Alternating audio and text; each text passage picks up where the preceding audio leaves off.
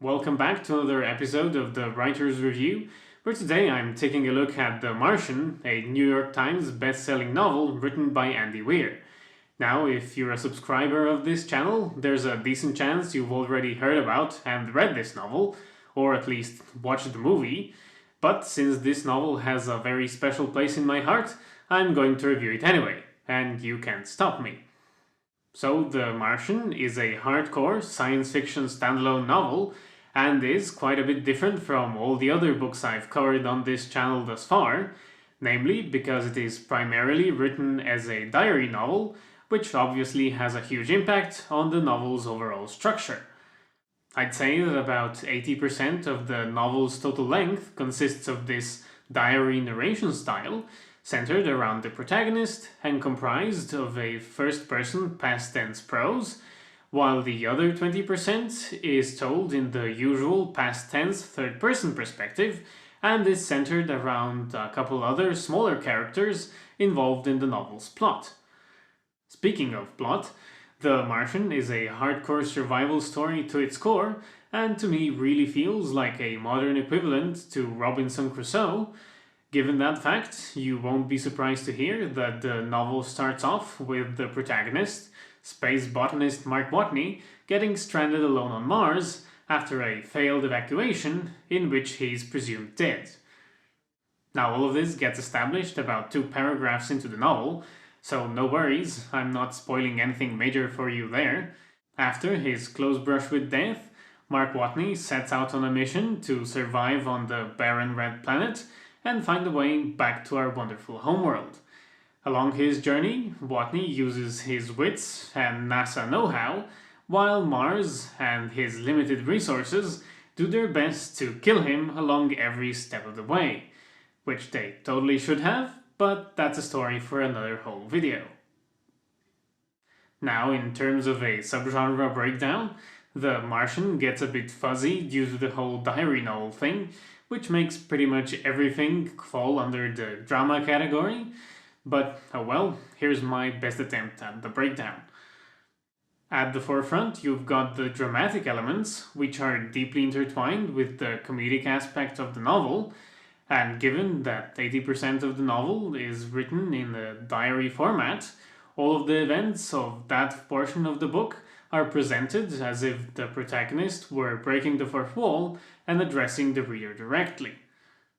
Therefore, that whole section of The Martian reads more like dialogue than just a plain narration of sequential events, a fact further aided by Watney's charming personality and endless jokes. The remaining dramatical elements center around the folks at NASA and consist of the usual drama and bickering common to every novel, with characters squabbling amongst each other for various political and social reasons. After that, in a more supportive role, the novel is comprised of a mix of pretty much everything you can think of. Romance, for instance, has its own tiny subplot dedicated to it. Then you've got the philosophical elements, with the whole novel serving as a sort of commentary on how humanity can come together to achieve incredible goals or tackle insurmountable odds, conjuring a sort of gravitas similar to the kind you might find while watching an Apollo movie or documentary. You'll also find a combination of world building and historic elements, with the novel continuously jumping into the history of the United States space program and using that as an inspiration for the Mars missions in the novel and some of the problems Mark runs into along his journey and the solutions he uses to overcome these.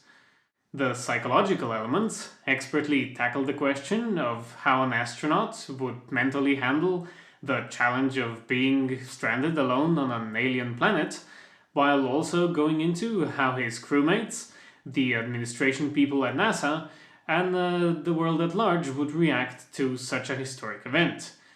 And lastly, due to the survival nature of the novel's plot, you won't be surprised to find quite a bit of suspense elements scattered throughout the novel as well. The Martian also has its fair share of quirks, the first of which is that this is one of the most scientifically accurate fictional novels I've ever read. In other books, subjects like biology, chemistry, or physics are treated in a somewhat hand-wavy manner, only mentioning the basic scientific principles on which the novel's plot or world building are based on. But with The Martian, the author actually goes into the formula of the various chemical reactions Watney uses in his quest for survival, and you can expect the same level of depth in all the other subjects I mentioned before. I mean, Andy Weir even went to the trouble of simulating the orbital mechanics of the ion-powered spaceship featured in the novel, just to make all the dates make sense. And if that isn't dedication to detail, then I don't know what is. And secondly, given all I've just said, it's pretty obvious that this novel can be very educational. As mentioned, it covers a bit of NASA history, a decent chunk of botany, chemistry, physics, and engineering, just to name a few subjects. And as a bonus, Andy Weir manages to communicate all of this knowledge in a fun and engaging manner, which makes this book perfect for any and all nerds you might have in your life, including yourself, of course. In conclusion, if you haven't guessed already, I can wholeheartedly recommend that you go out and read The Martian if you haven't done so already. I could go on and on about how charming the protagonist's personality is, how creative the solutions to the various problems he encounters are, or just how immersive the book in general is to read as a whole, but I'm not going to do that. Because even though all of that is true, The Martian to me represents way more than just that. Something you might not know about me is that I have a pretty severe case of dyslexia, which brought about a burning hatred for all written literature throughout my youth, and novels especially. But then I bumped into the audiobook of The Martian, and all of that got turned on its head. Now, 4 years later, here I am running a YouTube channel centered around book reviews and writing advice, while the first draft of my own novel sits on my laptop waiting to be edited. So if you are in the market for a life-changing novel, I'd say that The Martian is a pretty good bet. But as always, if my opinion isn't enough to sway you, I'll have the ratings from all the usual sites I feature on these reviews up on screen for you now. You can get The Martian in ebook, paperback, hardcover, and audiobook formats. In terms of length, The Martian comes in at about 110,000 words, or 11 hours for the audiobook version, which is just a slight bit longer than your average novel. Pricing-wise, The Martian is a bit unusual, with the ebook, paperback, and audiobook formats all hovering around the $7.50 range, followed by the hardcover copy all the way out in the Kuiper Belt at $23.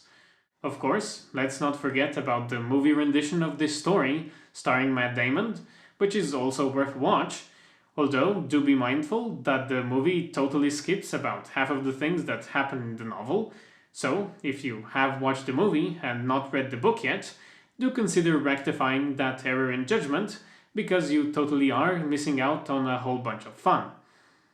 One tiny gripe I do have with this novel is the recent release of the revised audiobook, which brought along a change of narrator.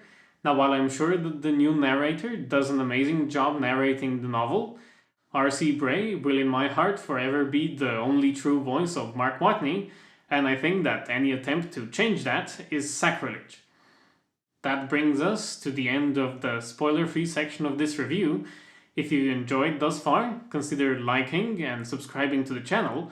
And also, I'd just like to take a moment to thank everyone who's already subscribed to the channel, because this past Thursday, we passed the milestone of 40 subscribers, and I think that's just amazing. Never thought I'd come this far.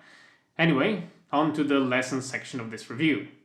Now, the first lesson I took away from The Martian, about the same time I reached the third chapter in my own novel, was that single character storylines are a pain in the ass to write well.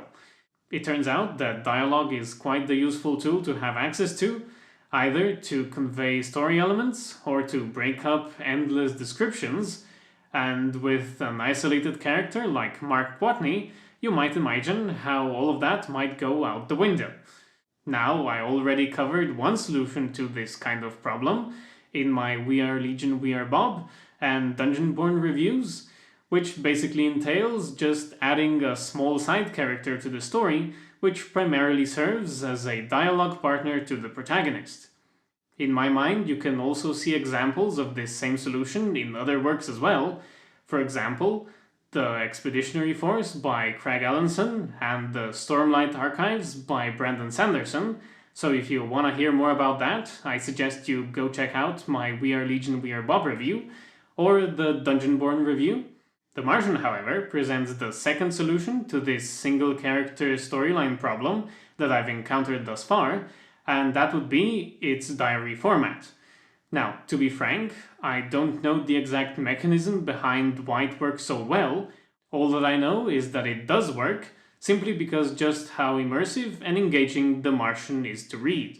My best guess thus far is that the diary format allows Mark Watney to break the fourth wall and address the reader directly, and in doing so introduces a form of quasi-dialogue into the storytelling, which breaks up the prose, which would otherwise feel stale. The second major thing I noticed during the read-through of this novel is its excellent use of foreshadowing and personification, and when you think about it, that kind of makes sense, given that most of the story revolves around the struggle between Mark Watney and Mars, and that generally inanimate objects don't make for very compelling antagonists. I mean, just imagine for a moment that Harry Potter got killed halfway through the series by a stray shingle falling off of the Hogwarts roof. Now, while that would be an unexpected plot twist, I imagine it wouldn't really be very rewarding to read.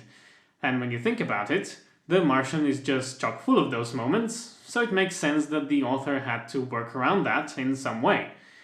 In my opinion, the best example of this is the Hab breach sequence, where a piece of Hab canvas gives in after prolonged strain, launching Mark Watney some 40 feet across the Martian surface. As with the Harry Potter example, the Hab breaching is an environmental setback to Watney's survival. Watney wasn't outsmarted by some archenemy, nor could he have really done anything to prevent the breach, so as a whole the whole sequence has great potential to feel unfair to the reader while reading. Or at least it would feel unfair had Andy Weir thrown the sequence at us without any prior setup. Instead, he added 4 or 5 individual paragraph-long sequences to the start of several chapters before the breach, in which he featured the fateful piece of Hab canvas in the leading role, and I think there are several reasons why this was a brilliant idea. For one, the first one of these Hab canvas short stories is really unexpected when you first stumble across it, so you immediately know something is up, and you know that this particular piece of canvas will have an important role to play later on in the story, even though you don't know exactly what that'll be, and this feeling of tension increases with every subsequent short story until, with the last one, you have the realization of what's about to happen.